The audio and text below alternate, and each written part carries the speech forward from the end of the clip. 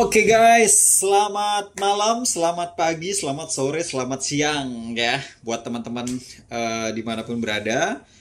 Ya, berdasarkan permintaan yang teman-teman itu ya banyak tanya nih, gimana sih caranya saya sampai ke China, berapa sih biayanya yang saya dapetin. Nah, ini saya mau share semuanya secara terbuka ya buat teman-teman semua yang kurang jelas. Jadi cukup dengan menonton video saya ini ya, semoga bisa membantu buat teman-teman semua. Oke, tujuan saya pergi ke China ini ya memang karena efek pandemi dulu nggak bisa berangkat, jadi ngebet banget, pengen ngimpor barang lagi, pengen cari barang terbaru lagi ya, karena saya berpikir kan, wah ini orang banyak nih nggak bisa masuk ke China.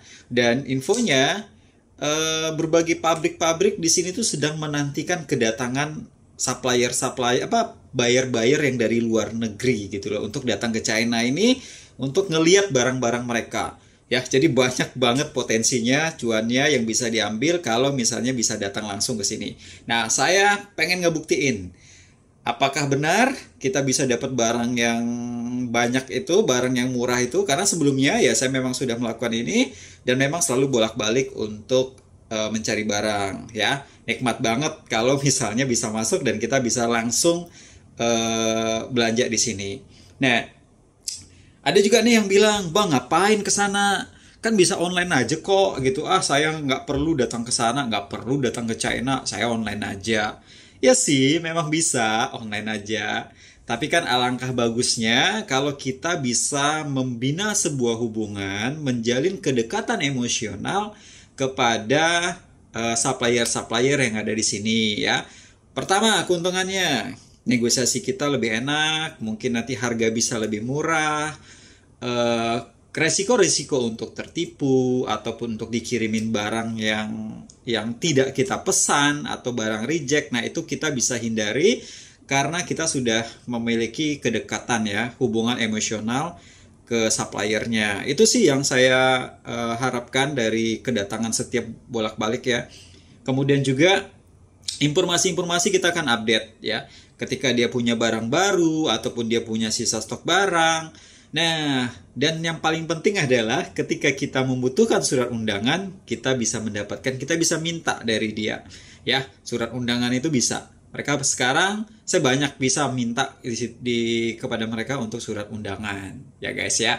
Jadi itu, jadi bukan masalah. Sekarang kan zaman udah canggih, udah bisa pakai online doang, marketplace-nya ada, ya ngapain, nggak penting ke sana ya. Itu sih yang perbedaan ya, setiap orang kan beda-beda tuh, ada yang pengen secara online aja biar murah meriah gitu loh. Nah, tapi kalau saya tetap pengen langsung datang, pengen ngelihat barangnya. Jadi kita nge-review pun, kita jualan pun nge-review ke customer itu lebih afdol lah ya ibaratnya ya. Lebih enak lah gitu loh. Dan kita tahu nih, kita real bahwa kita memang pelakunya, bukan grup-grup WA yang nggak pernah, yang orang kadang di grup pun dia nggak tahu wajah yang jualan seperti apa, apakah dia sudah pernah ke China apa enggak. Dan rata-rata 90% orang yang jualan di grup WA, grup-grup di situ kadang-kadang nggak tahu wajahnya seperti apa, dan mereka nggak pernah ke China. 90% saya jamin dan mereka nggak pernah ke China gitu loh ya. Jadi bagaimana prosesnya? Di sini saya mau share ya teman-teman. Sekarang China belum bisa buka untuk turis. Turis tidak tahu kapan bisa buka. Dan untuk proses karantina, jadi kalau misalnya ada yang bilang, "Ah, ntar aja deh saya ke China, tunggu karantinanya nggak ada lagi, nggak pakai karantina." Itu sorry ya guys. Jadi kayaknya itu dalam waktu yang sangat lama sekali lah. Lama banget deh, karena China sekarang lagi ngebangun pusat-pusat karantinanya, mau jadi pusat terpadu. Nah, kalau sekarang kan ada di hotel, ada di mana gitu tersebar. Nah, jadi sekarang mereka ngebangun pusat karantinanya terpusat, satu kota itu pusatnya ada. Bayangin deh, masa sih dia mau ngebangun itu sementara ada planning mau meniadakan, kan nggak mungkin banget ya. Jadi infonya Cina itu prosesnya kalau untuk membersihkan satu kota dari virus coronanya ini, COVID-nya ini, 3 tahun sih belum netral katanya di situ. Jadi ya mustahil sih dalam waktu 1 atau 2 tahun ke depan bakalan karantina ditiadakan, ya kita nggak bakalan tahu untuk di situ. Dan mereka bayangin ya, China ini kan penduduknya ada 1,5 miliar loh guys. 1,5 miliar, bayangin deh. Presidennya harus menjamin keselamatan 1,5 miliar. Makanya mereka sangat sensitif. Ya, setelah saya sampai sini, info-info desas-desusnya yang saya terima bahwa memang dari negara asing sengaja memasukkan virusnya ke negara China. Nah, kenapa milihnya Wuhan? Karena kalau dilihat dari petanya Cina, ya Wuhan itu berada di tengah-tengah China. Jadi kalau misalnya dia memberikan virus, jadi menyebarnya itu cepat. Karena Wuhan ini berada di tengah, guys. Ya, itu infonya. Jadi mereka sekarang sangat berhati-hati dengan virus di sini. Makanya setiap orang yang datang dari luar itu wajib karantina, wajib dicek. Nah, itu sih. Maka dari itu juga kan orang dari luar itu mikir mau masuk ke China, karantina 10 hari, dites begini. Nah, kemudian kalau keluar nih guys, kalau keluar kalian harus kasih tahu kalian mau kemana. Kalau naik pesawat tiketnya, mau naik pesawat kereta api, kalian harus kasih tahu tiketnya. Kalian harus tunjukin baru kalian bisa keluar. Begitu. Dan kemudian dalam 1 minggu itu 3 kali, ya 3 kali dalam seminggu itu kalian wajib dicolok tes swab lagi ya. Makanya mulut kalian bakalan ditusuk, hidung kalian bakalan ditusuk lagi guys. Gitu ya. Itu perkembangan dari China-nya. Ya, sekilas info deh. Sekilas info aja, intermezzo aja. Jadi kenapa dipilih Wuhan? Ya karena itu tadi. Ya, Wuhan berada di tengah-tengah. Jadi sekarang dia benar-benar mengantisipasi. Nah, ini saya berada di kota Fuzhou. Ya, ini adalah pusat karantina. Di sini guys, ini bisa menampung sampai 10.000 orang. Bayangin deh, ya 10.000 orang guys yang bisa ditampung di sini. 1 hari biaya karantina 10 hari ya, 10 hari. Setiap kota beda-beda. Setiap kota beda-beda. Kalau di kota besar itu kayak Guangzhou, Shanghai itu 6.000 ya. Kalau di sini 3.250 yuan. Ya, 1 yuan sekitar 2.200 sampai 2.350 ya. Di situ kalian kalikan saja untuk di situ. Nah, oke, sekarang saya akan masuk ke dalam proses sampai ke China. Oke, pertama-tama saya menggunakan visa bisnis ya. Visa bisnis itu saya minta surat undangan ke salah satu teman yang ada di China, yang di perusahaan ya. Nah, kemudian setelah surat undangan saya dapetin, saya langsung mengajukan ke kedutaan ya. Nah, ini adalah tempatnya di Jakarta, yaitu Gedung DIS. Gedung DIS lantai 8 guys. Ya, ini waktu itu ini masih sepi banget karena masih banyak yang belum tahu. Ya, mungkin masih banyak yang belum tahu, masih banyak yang nggak mau mungkin untuk pergi ke China karena memang susah banget. Ya, jadi sepi. Ya, di sini cuman ada kemarin waktu itu di tempat ini ada pelajar, ada orang kapal, sama orang yang mau nikah. Hanya itu saja ya yang datang di situ. Prosesnya cepat banget dan dia nggak banyak tanya. Kemarin malah saya yang banyak tanya, kapan nih China buka untuk turis, bagaimana keadaan di sana itu. Ya, mereka datang ke sana, suruh saya, Pak, paraf di sini, tanda tangan di sini. Udah Pak, pinjer tangannya. Ya sudah Pak, ke ruangan sebelah ya Pak untuk foto. Udah selesai. Nggak sampai 15 menitan, saya sudah keluar.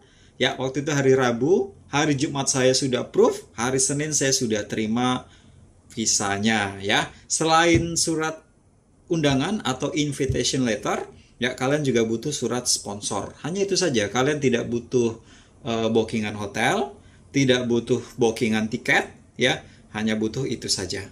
Oke.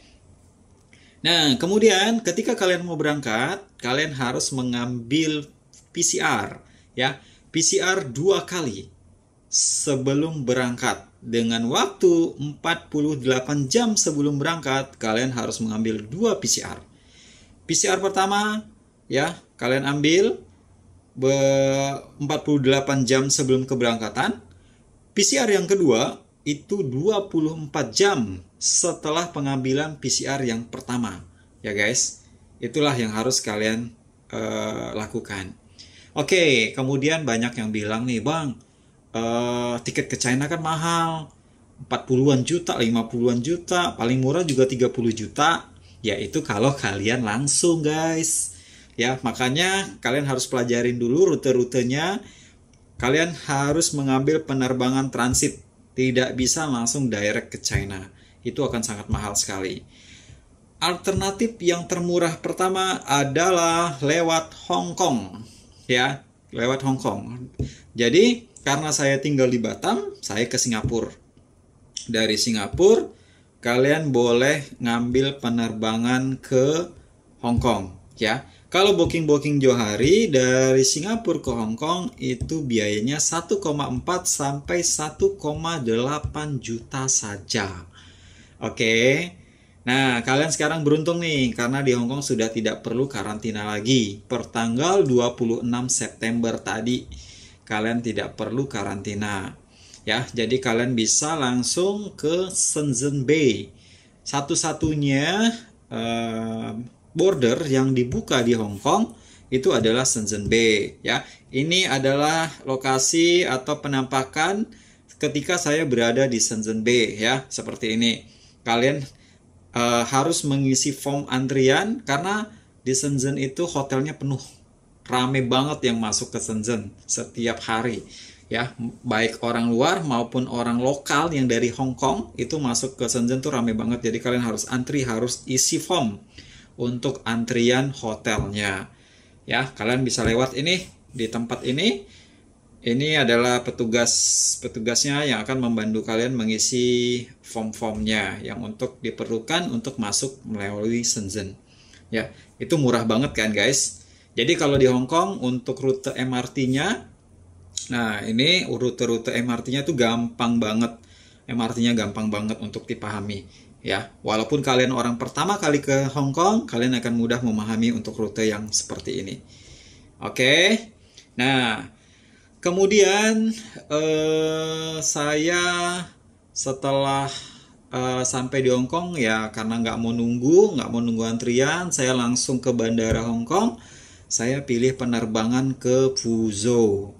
Ya, kalian kalau sudah di Hong Kong, kalian mau ke China Mainland bebas sih. Ya, ada bisa ke Hangzhou, bisa ke Shanghai, bisa ke Chengdu, bisa ke Chongqing, bisa ke Fuzhou, banyak deh. Ya, kalian tinggal cek aja di Traveloka juga bisa kok untuk pembelian tiketnya. Oke.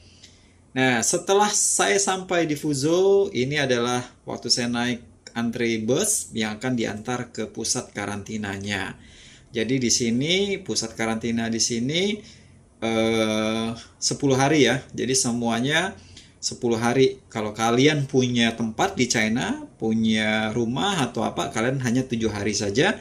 3 harinya di rumah gitu ya guys.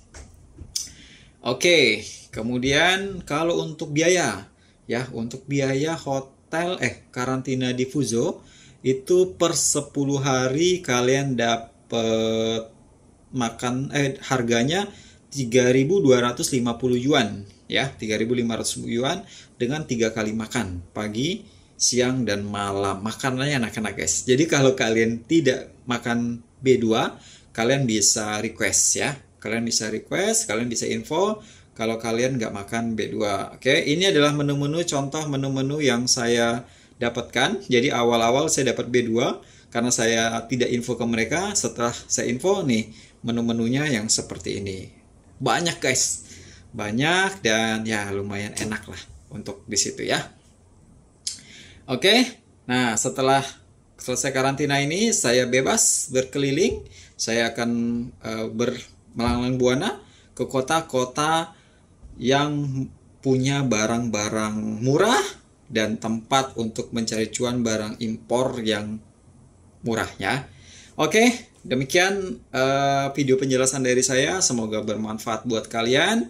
Ya, yang pengen belajar impor, yang pengen tahu update barang-barang impor, atau pengen jadi pengusaha impor, silahkan pantengin aja Facebook saya atau join dari grup WA saya, atau nantikan video-video saya yang selanjutnya yang akan ngebahas pabrik-pabrik, pusat-pusat barang-barang impornya akan saya kasih tahu ke kalian. Oke, bye-bye. Thank you.